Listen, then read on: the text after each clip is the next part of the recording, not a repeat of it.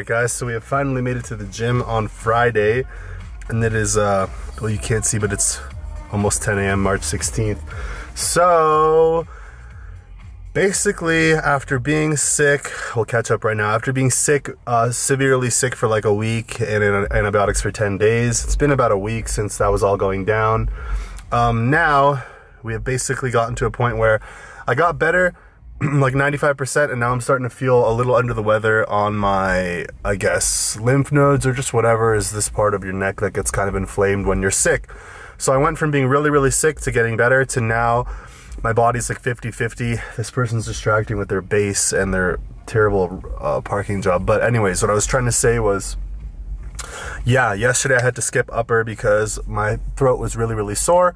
And what I did was I basically worked half as much, took 2 naps, and I slept in this morning. So I woke up at around 8 a.m. versus 6:30 a.m., which is a huge difference. So I think it's my body's way of telling me rest more because I'm already training about as little as possible, 2-3 days a week, and they're easy sessions. So if you're still getting sick with a very, very minimal, non-intense, bare bones training system, it's not the training that's getting you sick, obviously. So I know I preach staying out of the gym if you're ever sick at all.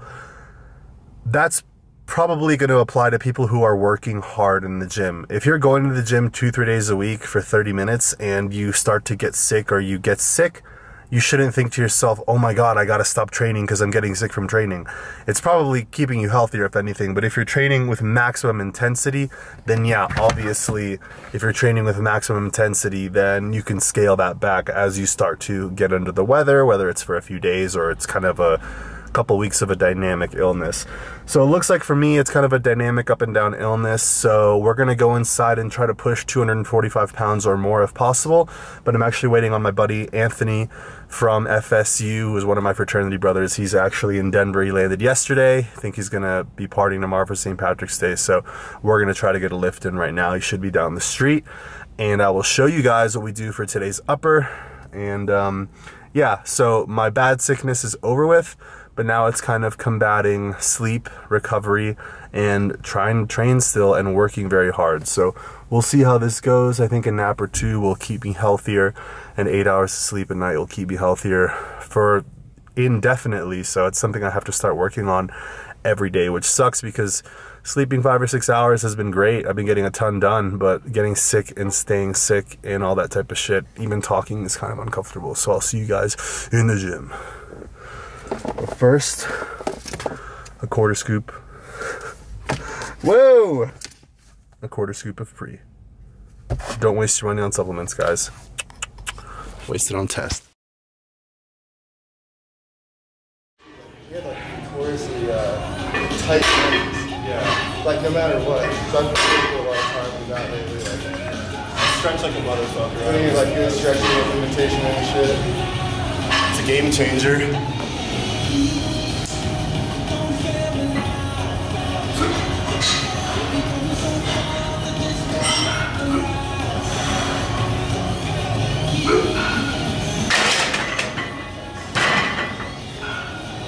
That's heavy for me, no doubt.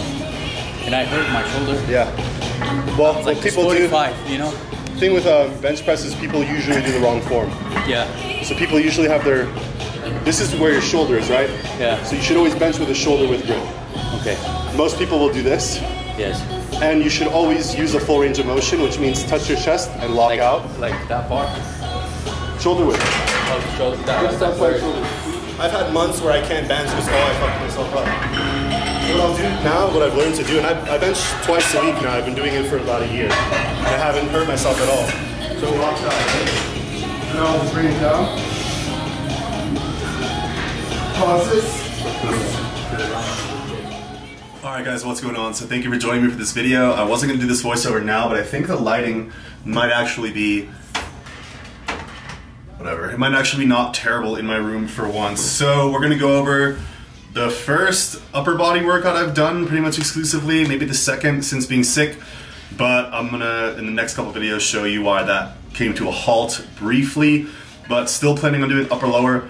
But if I miss a day or two, this is foreshadowing, if I miss a day or two because of sickness or because of work, then I might just do full upper. So the benefits of having an upper lower split 4 days a week is that if you miss one training session, you can train 3 days a week by just combining those 2 upper lower sessions into 1. So that's just a hidden benefit that I realized, and I trolled Anthony there on his next set of 250 and didn't really get his like 7 or 8 reps on it, but that is my buddy Anthony from FSU. He's 6'2", 225 right now, probably like 230 to 235 gym weight just because he's really big. I don't know how he's 225, maybe that's just like sucked down morning weight.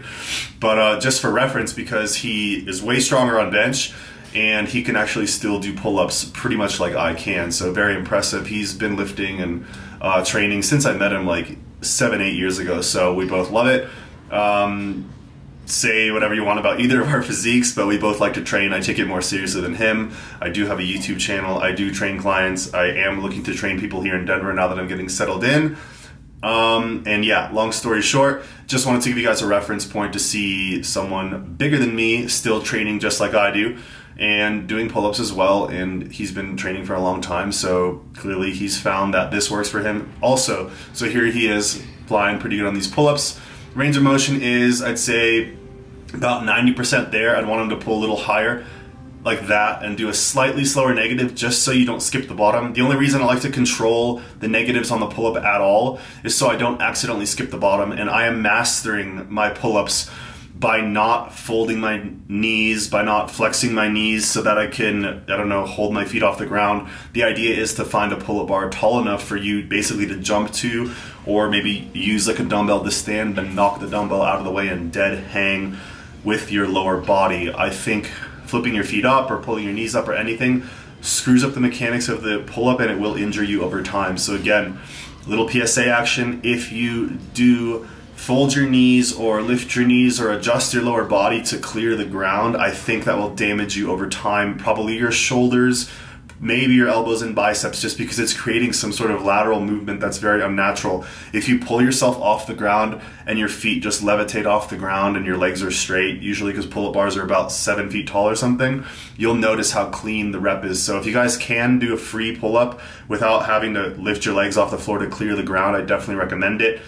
Unfortunately today I couldn't use that taller one because some guy was trolling with like 2 rings. But anyways, that was the whole workout, full upper. Haven't done rows or traps in a while, so that's why I want to start doing these upper workouts, to do those, because I feel like they're not developing or even maintaining, and that's a problem. So after today's full body session, I will take tomorrow off, come in and hit upper, and we'll definitely destroy some rows and traps and all that type of stuff. And before this video ends entirely, I'm going to get you guys here on the big screen and just go through some of the YouTube comments and see what's cooking in YouTube, and just read some of the latest ones for you guys for about 3 to 5 minutes. So someone posted a article, philosophy, dorsiflexion. What's your opinion on eating ass to... The first question, what's your opinion on eating ass to increase gut microbial diversity? Hopefully it does that, because that'd be a bonus of doing something that I like to do. Bro, your bar speed on squats is mad slow and controlled, which there's nothing wrong with. Thank you, Eric the Electric, my boy. Hopefully I'll be seeing you next month. So clean, kitchen, bedroom, easy to organize. Yes, I remember seeing a speech and the dude said, if you want to be successful in your life, make your bed every morning. So I guess that's kind of a good philosophy, to do things early and get them done when you need to get them done. Is training 3 to 4 times per week optimal for enhanced lifters as well? I don't have the qualifications to tell you with certainty whether training 3 to 4 days per week is optimal, because if you want to do full body training, you probably only need 3 days a week. If you want to do some sort of bench program or squat program to become the best version of yourself, 3 to 4 times per week is probably inadequate. So again, let's just talk about 95% of lifters, and I won't be sarcastic or a smartass. Yeah, training 3 to 4 days a week for an enhanced or natural is probably ideal. Being enhanced doesn't change anything as far as the basics of training and nutrition. I'll repeat that because after being on for 5+ years, I can tell you guys that being on some testosterone, being on TRT or double TRT or triple TRT does not change what you should do in and out of the gym. I don't know, some people will probably freak out if I say that. It's when you add insulin and growth, when you add tren, when you add orals, when you add more orals, when you add anadrol, peptides, IGF, that's when fluff and pump and working out every day effective, and I'll just end it on this this topic. The reason bodybuilders work out every day or 2 times a day is so that they can administer their drugs. If you are taking insulin on your weak body part days and your coach wants you to take insulin 4 days per week, that means you need to train your weak body parts. From you would be arms and we'll say legs. That means I have 2 legs days per week and I touch up arms twice per week. So I would need to do my fast-acting insulin pre-workout on those 4 days or 4 workouts. Then I'd have to do probably probably growth and insulin again around the workout. So that's why nutrition and carbs and what you're doing in the gym matters, because if you're gonna do 2 chest days and arms, you're probably just not gonna go have a bench session. Even though they work really well, bodybuilders aren't interested in strength training. They're interested in timing their drugs correctly about what their coach says, timing their nutrition correctly, and then stimulating the muscle to make it grow. That isn't having a balanced diet and working on an exercise to get big and strong at it.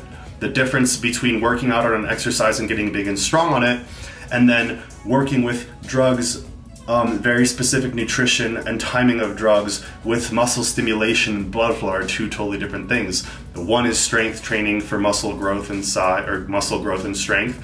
One is training for muscle growth. So again, I guess that changes about enhanced and non-enhanced, but I'm talking about the average Joe who wants to take some testosterone. He's enhanced. I'm not talking about the 0.0001% guys who are trying to win NPC nationals and who are taking 10 drugs. So again, enhanced doesn't really tell me or define to me what you mean. Does that mean 500 milligrams of test, or does that mean 5,000 milligrams of test, 1,000 milligrams of tren, 700 milligrams of Anavar per week, 100 units of insulin per week, 18 units of GH a week? There's a difference. So maybe be more specific next time and I'll try to catch your question.